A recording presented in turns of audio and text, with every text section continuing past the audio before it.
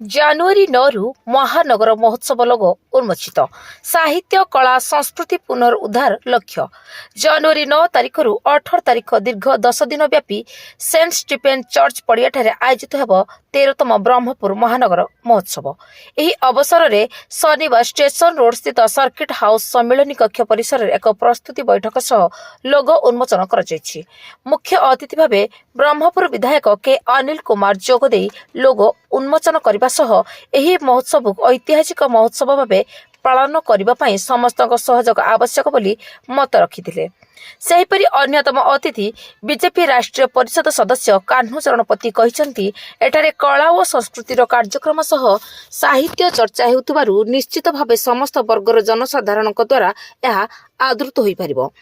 ଅନ୍ୟ ଅତିଥିଙ୍କ ମଧ୍ୟରେ ୟୁନିୟନ କ୍ଲବ ସଭାପତି ଭି ସନ୍ତୋଷ କୁମାର, ସମ୍ପାଦକ ପାର୍ଥ ପାଢ଼ୀ, ପ୍ରେସ କ୍ଲବ ସଭାପତି ଅଶୋକ କୁମାର ବ୍ରହ୍ମା ପ୍ରମୁଖ ମଞ୍ଚାସୀନ ଥିଲେ। ବ୍ରହ୍ମପୁର ସହରର ଗତ 12 ବର୍ଷ ଧରି ଅନୁଷ୍ଠିତ ହେଉଥିବା ମହାନଗର ମହୋତ୍ସବ ଗଞ୍ଜାମ ଜିଲ୍ଲାର କଳା, ସଂସ୍କୃତି ଓ ସାହିତ୍ୟର ବିକାଶ କ୍ଷେତ୍ରରେ ଗୁରୁତ୍ୱପୂର୍ଣ୍ଣ ଭୂମିକା ନିର୍ବାହ କରୁଛି। ଚଳିତ ବର୍ଷ ଏହି ମହୋତ୍ସବ ଆୟୋଜନରେ ବହୁ ଗଣ ସଂଗଠନ ଏଥିରେ ସାମିଲ ହୋଇଛନ୍ତି। ଏହି ମହୋତ୍ସବରେ ଏକ ନିଆରା ସ୍ୱାଦର ମହୋତ୍ସବ ହେବ। ଏଥିରେ ଗଞ୍ଜାମ ଜିଲ୍ଲା ତଥା ଦକ୍ଷିଣ ଓଡ଼ିଶାର ପାରମ୍ପରିକ ଲୋକକଳା ଓ ସଂସ୍କୃତିକୁ ପ୍ରୋତ୍ସାହନ ଯୋଗାଇ ବିଶ୍ୱ ଦରବାରରେ ପହଞ୍ଚାଇବାକୁ ଉଦ୍ୟମ ହେବ। ମହୋତ୍ସବ କମିଟି ସଭାପତି ଗୋପାଳ ପଟ୍ଟନାୟକ ଏହି ଅବସରରେ ଅଧ୍ୟକ୍ଷତା କରିଥିବା ବେଳେ ସମ୍ପାଦକ ନାରାୟଣ ମହାକୁଡ଼ ପ୍ରାରମ୍ଭିକ ସୂଚନା ଦେଇଥିଲେ। ସାଂସ୍କୃତିକ ସମ୍ପାଦକ ସୁଦୀପ କୁମାର ସାହୁଙ୍କ ସଂଯୋଜନାରେ ଏହି କାର୍ଯ୍ୟକ୍ରମ ଆୟୋଜିତ ହୋଇଥିଲା। ପ୍ରତିବର୍ଷ ଭଳି ଚଳିତ ଥର ମଧ୍ୟ କବି, ସାହିତ୍ୟିକ ତଥା ଶିକ୍ଷାବିତ୍ ମିହିର ରଞ୍ଜନ ତ୍ରିପାଠୀଙ୍କ ତତ୍ତ୍ୱାବଧାନରେ ସାହିତ୍ୟ ଆଲୋଚନା ଚକ୍ର ଆୟୋଜିତ ହେବ। ଏହି ସାହିତ୍ୟ ମହାକୁମ୍ଭରେ ରାଜ୍ୟର 1000ରୁ ଉର୍ଦ୍ଧ୍ୱ କବି, କବୟିତ୍ରୀ ସାମିଲ ହେବେ। ସେହିପରି 100ରୁ ଉର୍ଦ୍ଧ୍ୱ ଆଲୋଚକ ମଧ୍ୟ ଯୋଗଦେଇ ସାହିତ୍ୟ ସହ ଓଡ଼ିଆ ଅସ୍ମିତା ସମ୍ପର୍କରେ ଆଲୋଚନା କରିବେ। ମୋଟ 10 ଦିନର କାର୍ଯ୍ୟକ୍ରମରେ 100 ପୁସ୍ତକ ଉନ୍ମୋଚନ ହେବ। ଅନ୍ୟପଟେ ଏହି ମହୋତ୍ସବ କେବଳ କଳା ଓ କଳାକାରଙ୍କୁ ନୁହେଁ ତଥା ରାଜ୍ୟ ତଥା ରାଜ୍ୟ ବାହାରର ଅନେକ ବ୍ୟବସାୟୀଙ୍କୁ ବି ବିକ୍ରି ବଟାର ସୁଯୋଗ ଦେବେ। ବିଭିନ୍ନ ବିଭାଗ ତଥା ବ୍ୟବସାୟିକ ପ୍ରତିଷ୍ଠାନର 100ରୁ ଉର୍ଦ୍ଧ୍ୱ ଷ୍ଟଲ, ଯେଉଁଥିରେ ହସ୍ତତନ୍ତ, କୁଟୀର ଶିଳ୍ପ ସାମଗ୍ରୀ ପ୍ରଦର୍ଶନୀ ଓ ବିକ୍ରିର ବ୍ୟବସ୍ଥା କରାଯାଇଛି।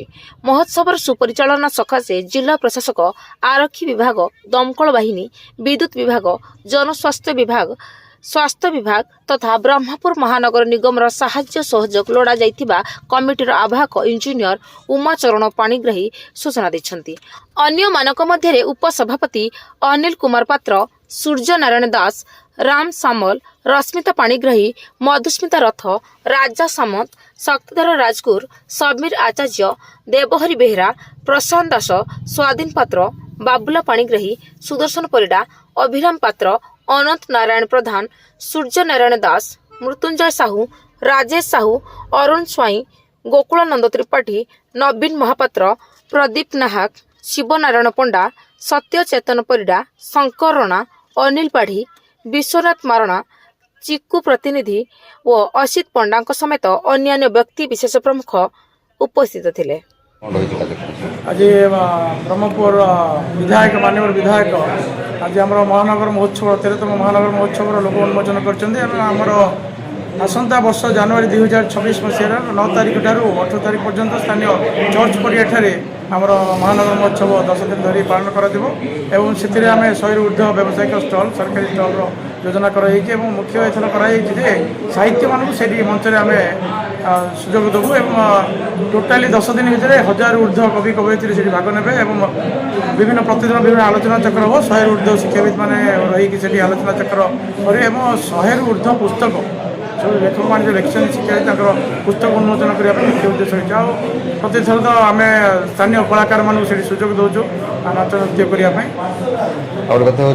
मुख्यमंत्री जेहेतु आज खाली आम लोगो उन्मोचन कार्यक्रम रखी प्रथम प्रस्तुति बैठक कलापर निश्चित आम गर्व निश्चित मुख्यमंत्री आसिले मंच राज्य स्तरीय तार ना अधिक ये हम से आम निश्चित चाहबू जो मुख्यमंत्री को निमंत्रण कर आज 13तम महानगर महोत्सव लोग इमर्जन होती आज महोत्सव काम चलो आगामी मीटिंग आर ग्रुप स्टार्ट हम गत 12 वर्ष जो महानगर महोत्सव अर्गानाइज कर अर्गानाइजर्स को बहुत बहुत धन्यवाद जनाऊँ कहीं मूल्य लक्ष्य अच्छी गंजाम कल्चर आमती आगू बढ़ावा गंजाम आर्टिस्ट को केमती स्टेज उपर चांस देवा यहाँ हूँ मूल्य लक्ष्य से बहुत बहुत धन्यवाद मुख्यमंत्री को अर्गानाइजर चाहिए आम मिसिक जाकि मुख्यमंत्री को एटलिस्ट गोटे दिन आम